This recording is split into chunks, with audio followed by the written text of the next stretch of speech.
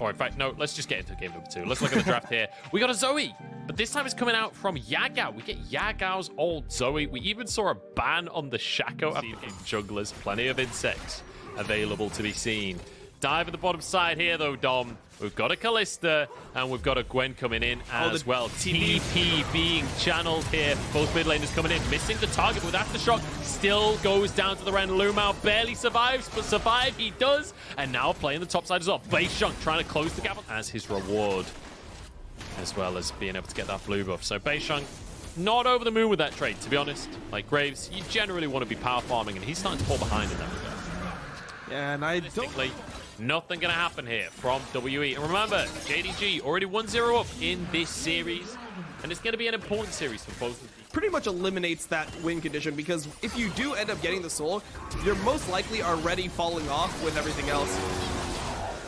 Beishunk's caught, taken down. Wards onto the Lantern, denies everything. JDG could have pushed this advantage more than they did. Looks like they're going to get mid-tier 1 here, though.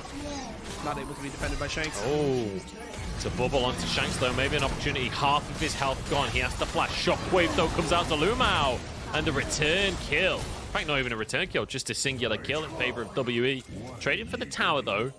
Now an opportunity for WE to get some control of this map. They can start to look in the mid lane. Nice little bubble from Yagao. Oh, and God. Oh, he goes golden and it's Logan that gets caught instead to play on both. But now the answer, they went too deep. But guess what? There's a Gwen in the game. Beishunk's in trouble as he gets chased down, snipped through in the needles.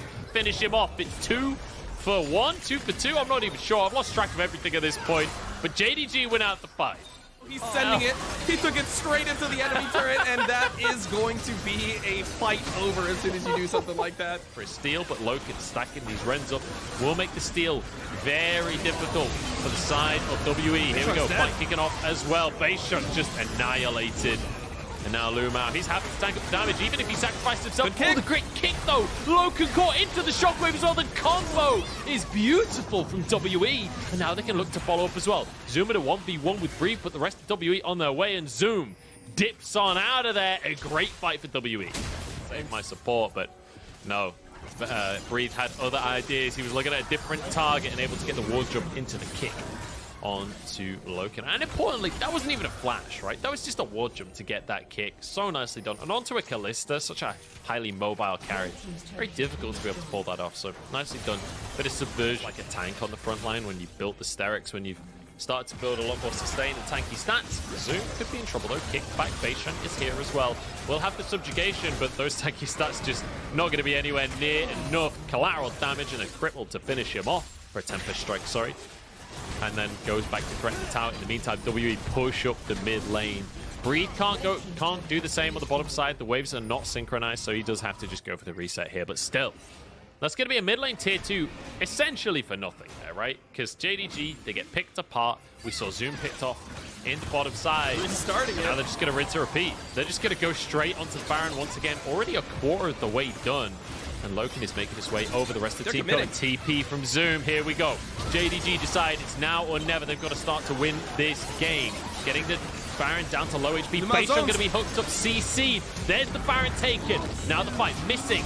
Misses everything. Full yellow star in the fight as Breathe gets a kick across the team. But nobody can follow up. There's a good shockwave. But it's 2 for 1 in favor of JDG. Beishunk chased out. Takedown. Elf trying to finish these members off. He has his guns. He has damage. But can he finish the kill? There's a paddle start from Yagao. The Zoe to take them all down. And JDG managed to win themselves an ace. Really well played by JDG. They see the WE exited. Over LPC. Still a question of missed. Oh, no way. One shot. Pure one shot. Pure one shot. What can you do?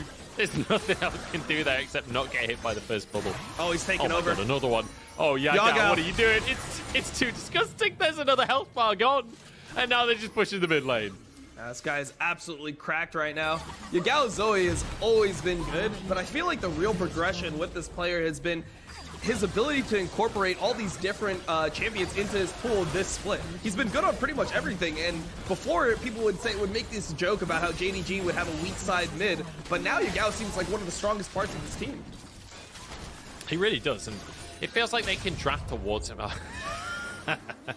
Kanavi. It feels like they can drive towards him as well and set him up for success. And it feels like they're quite happy for him to be a centerpiece of this team now, instead of just playing these utility picks, instead of just occasional LeBlanc and Zoe pop-ups and nothing else working out. Now play towards the spot lane tier 2. For WE, this could be the last chance here as the pillar comes in, disrupting everyone, missing again. This is everything. But in they go, into the fray, missing the first one to go down. You got Breathe in the back line, but everyone just jumps on top of him. What can he do? 1v4 here. Absolutely nothing is the answer, as Kanavi just taking on the rest of the squad of WE. It's 4v2 now, and Aphelios is strong. The shockwave is there, but they just can't finish the health bars off. Calibrim, and on the cusp of turning it into 2 if they can get this Baron, and it looks like the smite is just going to go down. Baron's already taken. WE are late to the plate. Sleepy Trouble Bubble goes wide. Lumao looking for the hook, flashes forward for it. Onto Beisheng. Has a Zhonya's as well to keep himself safe. The bait's call to come in. Shockwave only onto 1.